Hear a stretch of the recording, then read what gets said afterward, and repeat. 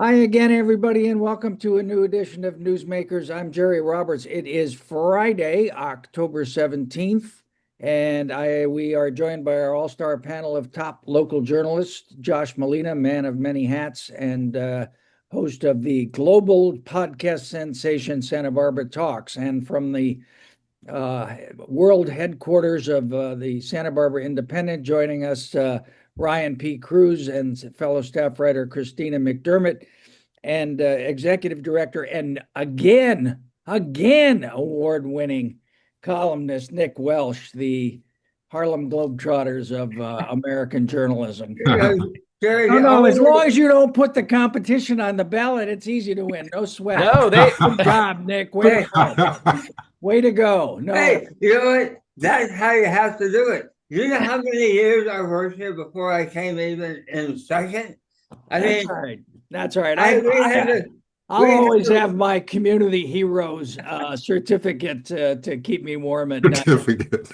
Jerry, we had to set the category best columnist writing under the guise of a female czar. And only then did I right. have a chance. And then I see Josh, your employer, wins the best website. A little, perhaps that's what was discussed at the famous secret lunch at the Santa Barbara Club. But a story for another day. And by the way, I'd say, I'm old enough to remember when the Newshawk owners used to go around bragging that they never read the Independent. Now they put up this story peeing in their pants because they. All right, enough by way of I don't introduction. think they do. I think Tom Bolton always has read the Independent, and Bill McFadden still refuses to. All right, here we go. But he'll mention it in Best of Bill, I'm guessing. I'm going to take a wild guess. Here we go. We begin. We begin as we often do on the housing beat, where there's lots of developments in various aspects this week. Christina, um, State Senator Monique Limons, I think SB 158 was signed by the governor, which is good news for people who don't like that monstrosity at the mission. What's going on with that? Yeah, so that it was a trailer bill and it basically amended another bill that was passed in June and that bill in June allowed a bunch of CEQA exemptions, and the trailer bill that Monique had a hand in, she said she provided feedback for. It actually did a lot of things. It provided funding for certain things, but it did have that carve out that will require the project behind the mission to undergo CEQA. So it doesn't like stop the project completely. It just means it will have to do CEQA, which I think is a big CEQA, win for a lot of California people. Economic or Yeah, it'll Environmental have to go Quality. through a bunch of studies, Right. likely, in And theory. Yeah. and the mysterious weirdo developers of that project, did they have any response to that So legislation passing? when it first came out that this SB 158 was going forward, they sent a statement where they didn't say they were going to sue, but they said they were confident it would be worked out in courts, something along those lines. So sort of insinuated that. And they didn't respond to me this week, but that's not unusual. Um, Well, of so course, everybody in Santa Barbara, led by me, had a moral panic about this eight-story uh, uh, awful looking tower that was proposed for behind the mission. So where do things stand now? So I think it really depends on what the developers choose to do. If they really do choose to pursue legal action, I'm assuming things would be caught up in courts for a while. Um, Otherwise, it'll start to undergo CEQA studies. So because of where it's at, it's, by a fault line, it's near a historic area. I'm pretty sure it's next to a graveyard. Like, Wildfires, yeah. yeah, it's going to be a lot of studies. So I pretty think we're expensive. yeah, and expensive. And so I think and then there's the third thing that they owe almost 300 grand in property taxes on that parcel now. So I don't know if some sort of sale could also be in the future. I'm not sure. I guess it really is in the hands of the developers and whatever they choose. And they did submit plans to the city, correct? Now, where are they in the process of Yeah. being So stamped or what? they have their application approved. that was like a year-long process. And then they had the city sort of does this evaluation where it looks at how the project aligns with city zoning, which for builder's remedy project, to my understanding, is a little bit more of a formality than it would be for a regular project because builder's remedy gets a bunch of carve outs. So that's happened, and surprise, surprise, it doesn't adhere to all the city zoning laws. I think anybody could have told you that. And so my understanding is the next point would be either CEQA studies, or I guess it could become a legal battle. What is their actual application approved or is their pre-application Their approved? actual application is approved. Wow. All right. Well, rest easy, residents of Mission Canyon tonight. Well, let me just say in defense of the developers, these guys are visionary futurists who, in the past, had the foresight to think we're going to turn obesity into motor fuel. And they came up with a liposuction fat-based motor fuel. And I think in the land of America where we overconsume, there is something so perversely perfect about that. They need to be applauded a little bit for it. Is it Only too late prob- for me only to problem is drop that- off this episode, Jerry? Well, those of you who think Nick is kidding, go Read all about it. go find Independent. Ryan's piece about this. This is unfortunately actual fact. All right. Else? I never joke. Huh? I never joke. No, I know. That's widely known about you. Elsewhere, so there was a kind of a little bit of a knockdown, drag out among and between members of the city council over rent control this week when Kristen Snedden and Wendy Santa Maria brought in their fully baked ordinance, and Megan Harmon said, "Not on my watch." Josh, sort that out for us, and where do things, and then Ryan, tell us where things stand with the rent control. Well, Jerry, I'd like to do this like a football game. You know, I won the toss, but I'd like to defer to Ryan to go first. I'll take the ball to start after the first half. Well, anytime rent stabilization, rent control, whatever you want to call it, comes up city council, it is a big, huge discussion. A lot of people show up for public comment, and Tuesday's hearing was no exception. And there's a lot of landlords. There was no lack of hyperbole. I heard several landlords say that Santa Barbara would turn to Soviet Union. That was one of them. Argentina was brought up. A lot of these, Well, at least places where- Argentina's getting a bailout. We're not getting any. yeah, right. But what had happened, that fully baked or that two-person memo did include a sample ordinance, is what Kristen called it. It was referred to as a fully baked ordinance. It was made with pro bono lawyers, not exactly in dark boardrooms, but more nonprofit headquarters. Not exactly the dark boardrooms, but not in public. Not in public, but that was the basis of what council deliberation was about. The public comment was about whether rent control was good or bad for Santa Barbara, but the discussion itself was whether we would go forward and agendize a discussion, and whether that discussion would include the sample ordinance that was written, or whether it would just be a blank slate. And what they ended up doing, because Megan Harmon did not like the process that they went about it with the two-person memo. She asked, that we kind of go with this blank slate going forward. And Kristen Snedden and all of the council members that were on the 4 council members that voted for it did agree that as long as something is on the agenda going forward, they were okay with that. Anytime this comes up, this is nowhere near the end. It feels like it's been going on for years now since I've been working at the Independent. But we're, like Nick said in our news meeting the other day, this is kind of just the beginning.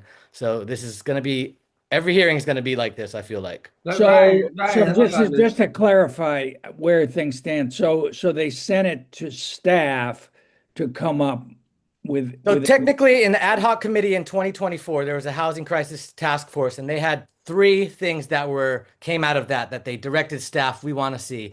The city council, at the last second decided we're going to go with the right to return protections and the other parts that were included, and we're going to think about this rent stabilization later. Kelly McAdoo at the beginning of the meeting, she said, hey, if we don't like this sample ordinance as this memo with this fully baked ordinance as written, we can just use this direction you gave in 2024 and say what the ad hoc committee said and kind of go get the ball rolling from there. Sarah Connect did point out during the meeting that, The city attorney. yeah, well, they were not, the city didn't write this, that it's typically what they would do is look at other ordinances in the state and kind of cobble something together that the city could then, city council could give direction on. That won't work here in Santa Barbara. Let's insert this piece. There's a lot of exceptions that are going to need to be made, especially with small mom and pop landlords. I think that's the muddiest part of the two-person memo, that there's exemptions and who would decide, that if they needed a adjustment or make their higher increase than the legally allowed.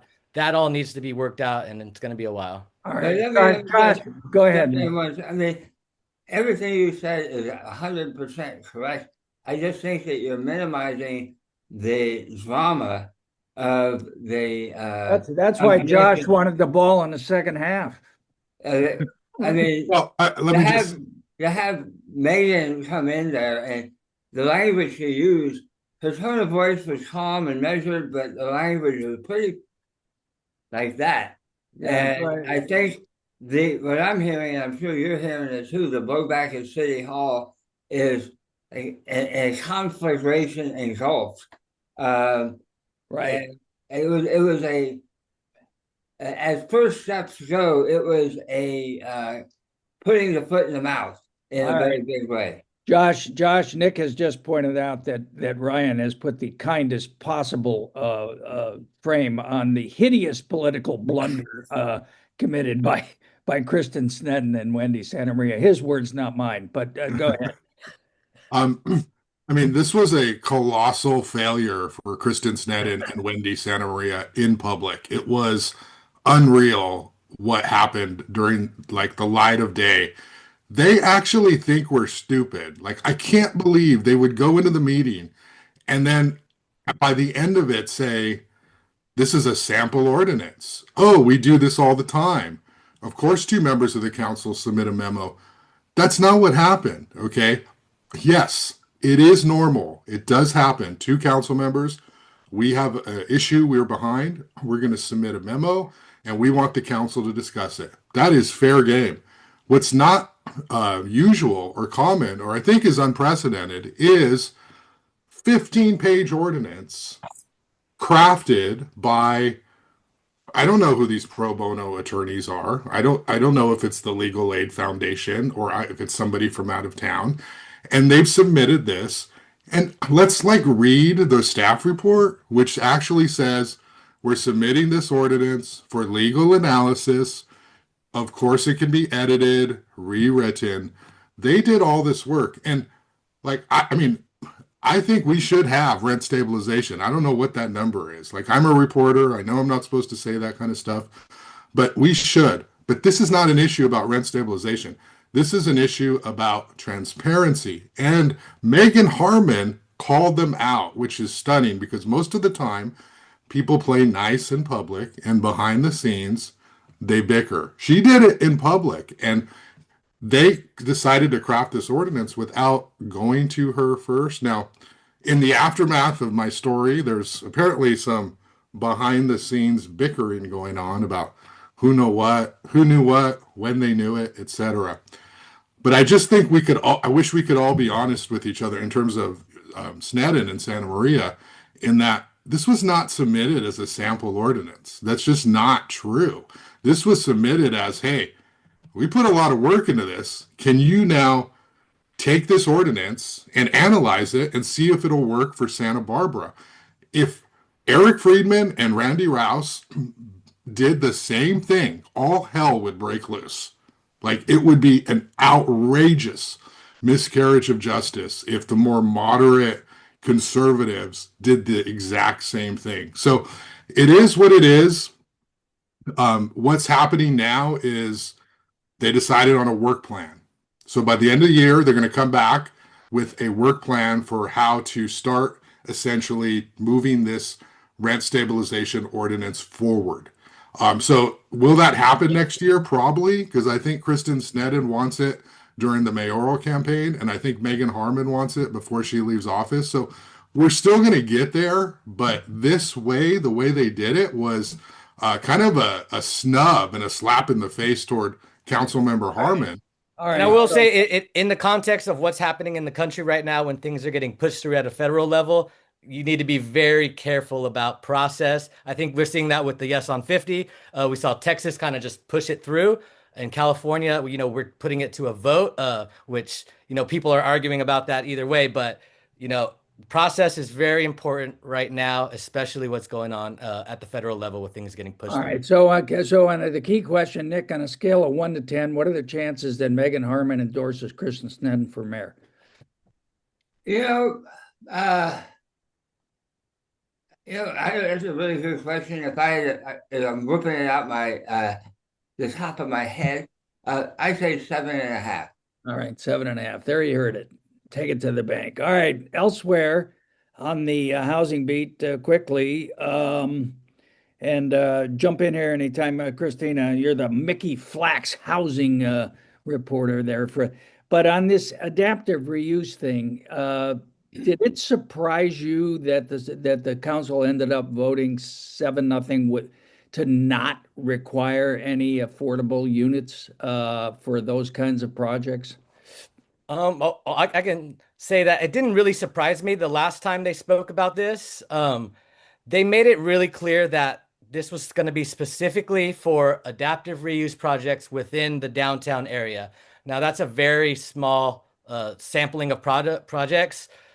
And most of those projects, they show the data are under 40 units anyway. There's some that are 1, there's some that are 2, there's a couple that are 20 units or 30 units, and there's one, the Nordstrom's property, that is 112 units. And that would be the only one now that would have to bring affordable housing. Now, there's a lot of pushback on the outside of city council about this, from housing advocates that are saying, it's a slippery slope. Once you remove the inclusionary housing in the downtown district, then people in other high traffic areas or, high luxury areas are going to want to say, hey, we can't build shoreline housing if we have to have affordable housing. Now, the big discussion that come out of this is the in lieu fees. Our in lieu fees right now are, I think they were set 2017, I want to say, and they're low by square foot. And there's a study right now they keep referring to at City Hall, this study that's out there about, it's going to tell us in current market data how much an in lieu fee, a sliding in lieu fee would work. And what that would allow is developers to, make a donation to the local housing trust fund, and then the housing authority can Yes, that's a make a donation. It would allow them to make a donation. yeah. And then the housing authority would handle the building of the units. And that kind of is preferred for the developers because they don't want to be dealing with deed restricted housing in their properties, and they don't want to have to build lower income housing. They don't like the way it pencils out. So yeah, there's a lot of discussion about that. Yeah. Hey, Christina, big picture though, I thought the central policy issue we were trying to address here was so-called affordable housing, either for the missing middle or for poor people. I mean, there's no shortage of luxury housing in Santa Barbara. What do you make of all this when in terms of that particular problem being addressed? Yeah, I mean, I'm not sure. I've really kind of come to think that there's a couple schools of thought. One is that if you just build more, you'll have, supply demand economics, and then the price will go down. And the other is that, luxury apartments will stay for people who can afford second and third properties, and there will be still a crunch on the lower end. And so I do think that the city and I think everywhere in the county is they're trying with affordable units, but they're behind compared to market rate because market rate is just more profitable. And at the end of the day, like the developer's goal is to make money often, most of the time. And so I can see that like depending on how you approach it, if you think, but if we just build more, there's only so many people and then the cost will go down. That's one way to be like, okay, just build.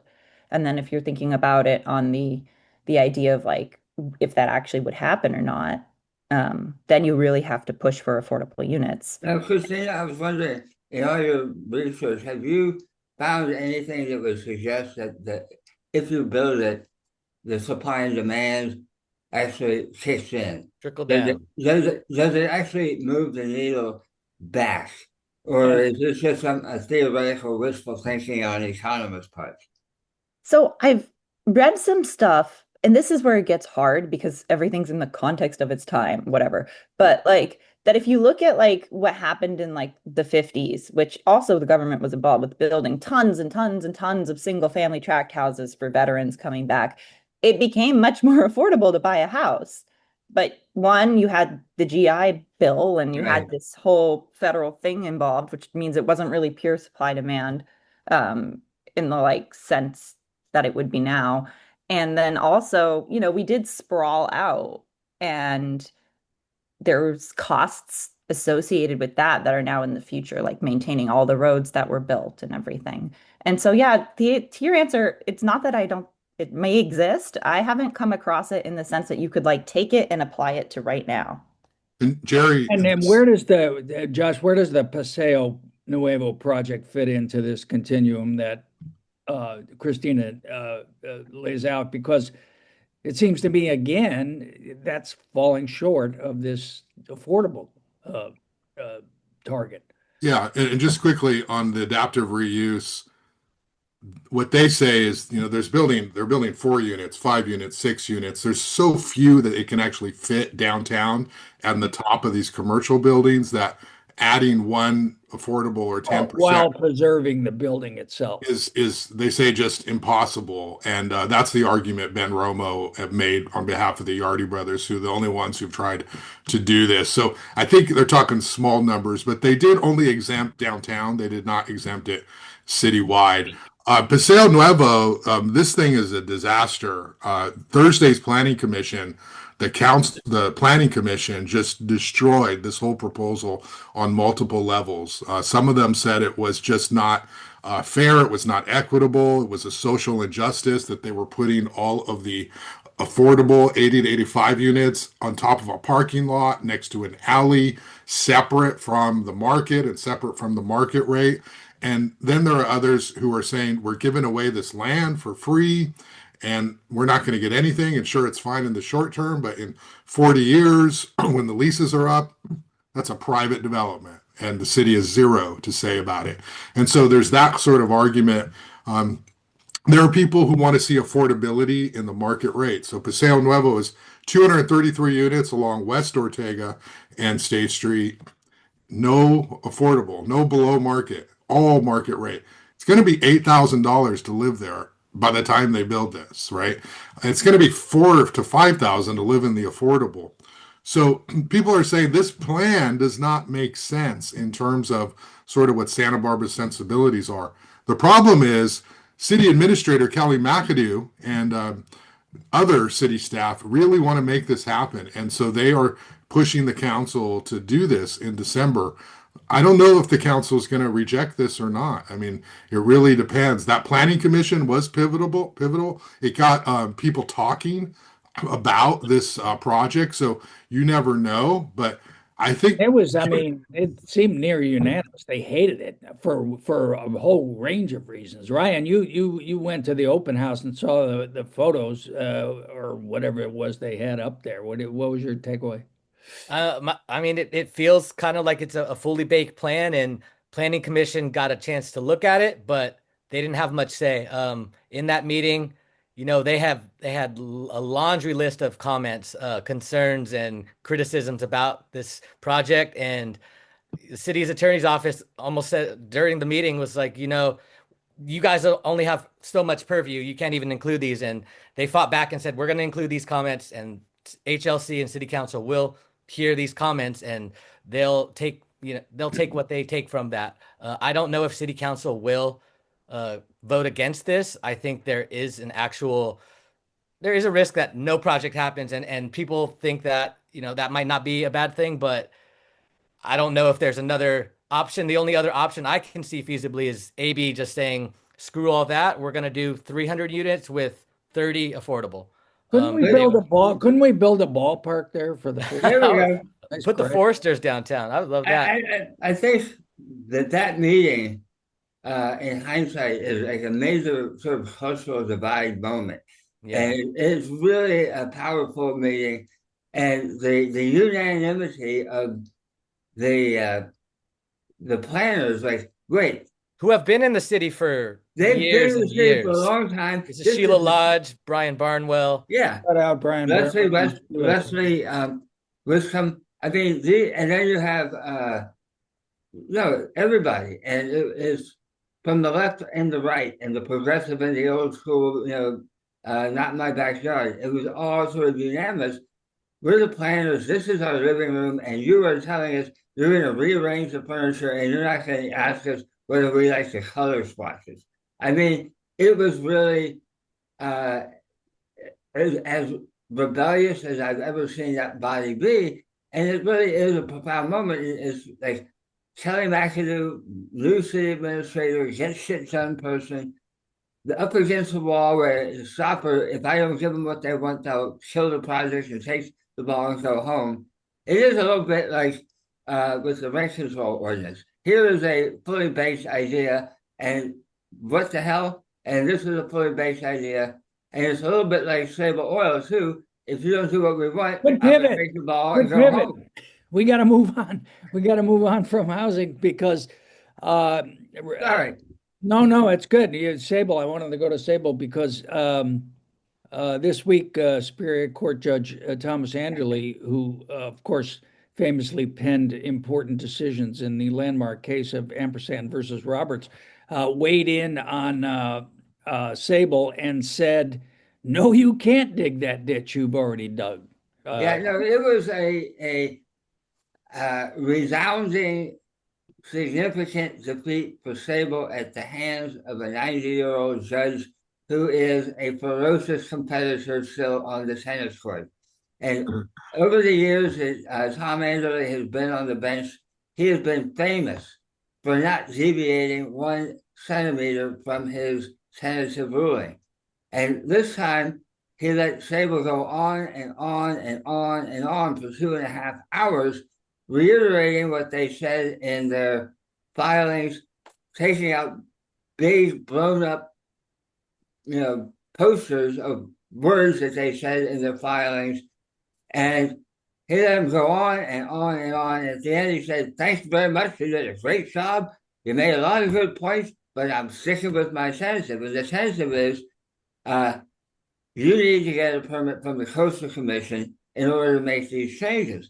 And more than that, if you get into the fine print of it, he says to the county of Santa Barbara, you guys rolled over and played dead, and you shouldn't have. And you had your argument that everything that Sable has done, the 120 pipeline repairs, it's all covered in the 1986 permit. You guys are smoking crack. And I mean, of course, he said it in a much more dignified way. But it was, Sable issued a press release. So this means then that the $18 million that the Coastal Commission has fined them kind of is stood up, and they need they're gonna. Does this make the barges more likely? I think it makes the threat of the barges a lot more likely, and I don't know what the objective constraints actually are, the financial constraints. Sable issued a press release saying this doesn't going to have any effects on anything. Yeah, you didn't hurt me. If it had gone the other way, it would have been a massive victory. It would have said, see, we've said all along the Coastal Commission has no jurisdiction, and now the courts have said we do. It means that the injunction against any further repair work still stands. It means the $18 million fine against the Coastal Commission is still alive in some legal form. It means the $347 million claim that Sable has against the Coastal Commission for getting in its way is a lot less iffy. It means that Sable's demand for documents from the Coastal Commission staff that presumably would show that the staff is prejudiced and in an inflamed way out to get them has a much more uphill fight. So it doesn't mean Sable is dead. It doesn't mean it's down and out, but it does mean it has a much longer way to go, and they don't have the patience to go there. The minute this ruling came out, the stock prices went down. Yeah, and they're up against the what, June deadline or something before Their deadlines keep moving and keep moving and keep moving, and I mean, I'm sure that there may be real deadlines, but at a certain point, you kind of think, is this a figment of their imagination? I don't know, and I don't pretend to know. I just know they move. All right. Well, Christina, it's great to talk about local news because it gives us a break from thinking about national news. But unfortunately, the shutdown, the government shutdown is still going down. You had a piece about it, quoting Representative Carbajal, who's going to be the leadoff speaker at the No Kings rally tomorrow at noon at Alameda Park, plenty of free parking. And I mean, there's a fair number of important implications for Santa Barbara and for the Central Coast. Yeah, I think one of the biggest takeaways, and perhaps this is a little bit of a bias because I cover housing, is so HUD has seen layoffs. HUD works with our housing authorities, stuff like that. The housing authorities have funding through the end of the year, but the layoffs were concentrated in fair housing, the Office of Fair Housing, which Bloomberg reported that California's Office of Fair Housing is basically they laid off everybody. Um, and that office in San Francisco was for California, Nevada, and Arizona. And this was the funny part to me, funny in not a good way. If you go to the Fair Housing website, it's gone.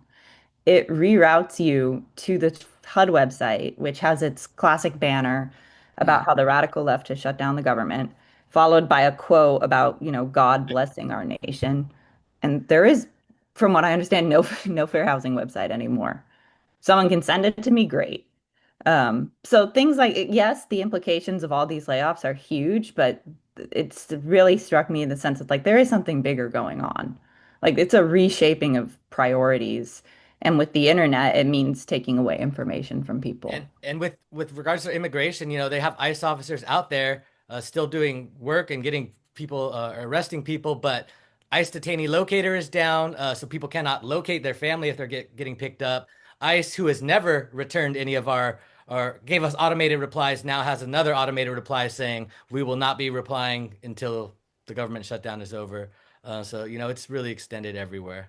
Yeah. Oh, I did get for Los Padres because I just checked up on what's going on in our national forest. I hadn't heard from them. I reached out to a ranger I knew. She let me know that the PIO had been furloughed, so I had to reach out to USDA, and USDA sent me just an email that just said, "A tribute to spokesperson, USDA spokesperson. The Democratic shutdown will require real harm to American farmers. President Trump basically wants to support you." Like it didn't answer. It was just very propaganda-esque. well, So, propaganda being yeah, sort of the operative principle of the entire government right now.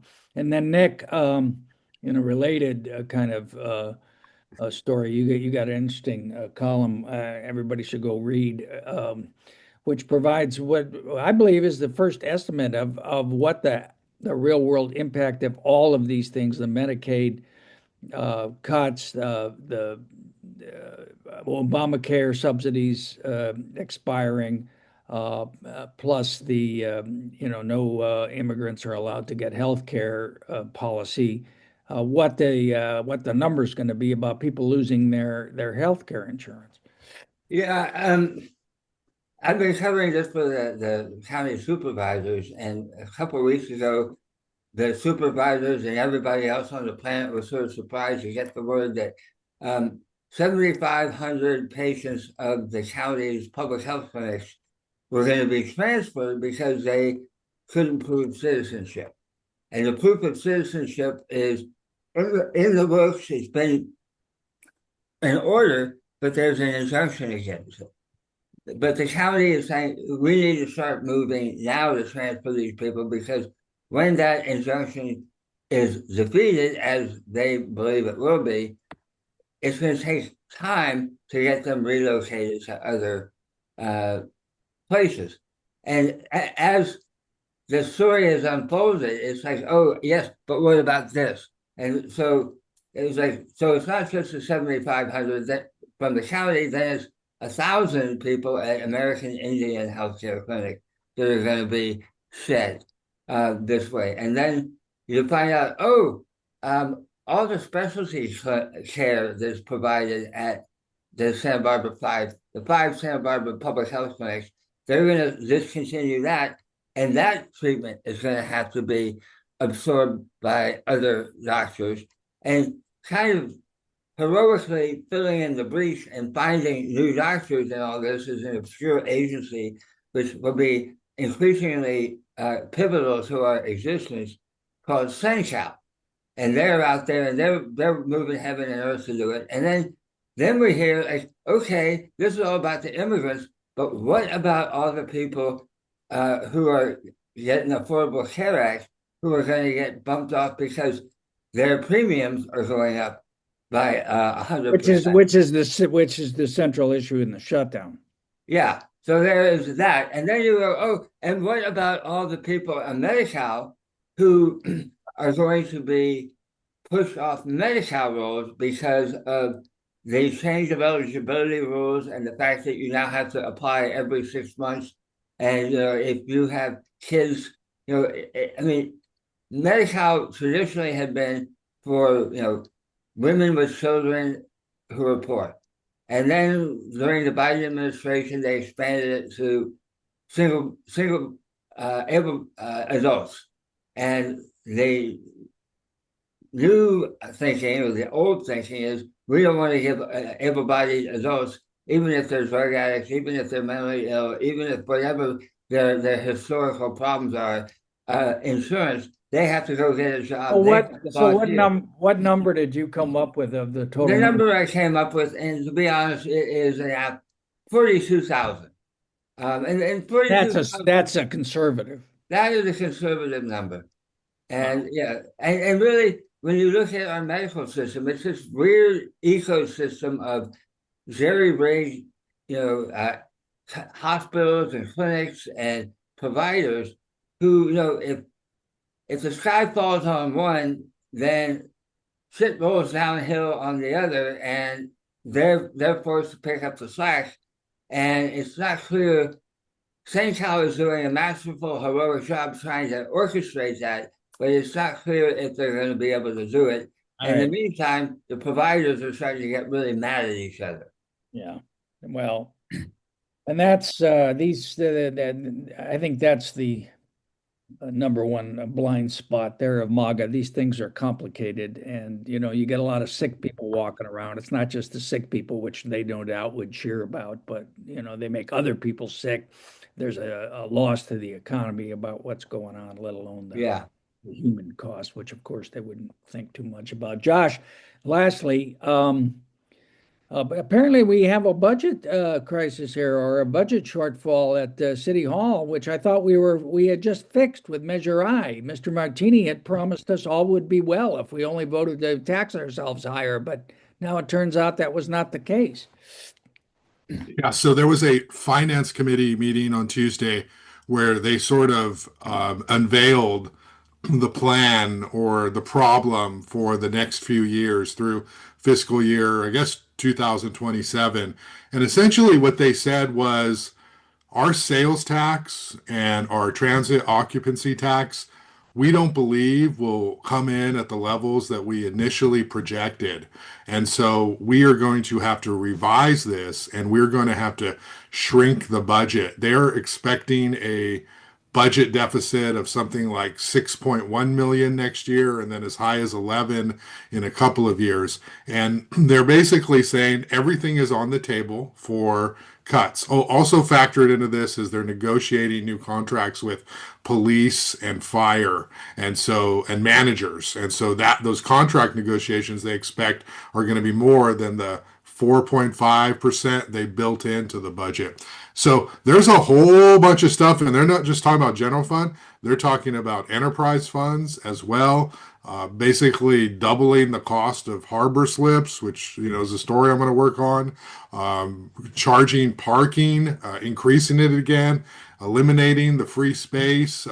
There's a whole list of things that are attached to the ordinance committee agenda, the finance committee, and then they're going to talk about it next Tuesday. It was so big and overwhelming, they put it off. The bottom line is that they over projected. Sales tax and hotel bed taxes are down, and they're going to have to shrink the budget, and they're going to the council. At the same time, they're trying to have this debate about reserves, and Councilmember Harmon's been wanting to lower both general fund and disaster reserves, basically how much you have in your savings Because account, there's no disasters out there now. Yeah. and use it for actual real-time budget needs.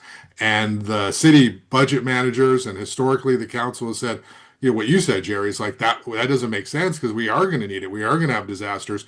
We are going to want that money in the bank. And, there's that conversation also happening is what percentage should we lower the 25 and 15% budget reserve? So there's a lot of money and a lot of big stories coming up. Yeah, and Ryan, real quick, we got to get out of here so you can get to your news meeting. You also in your story listed a number of the fee and increases that they're talking about.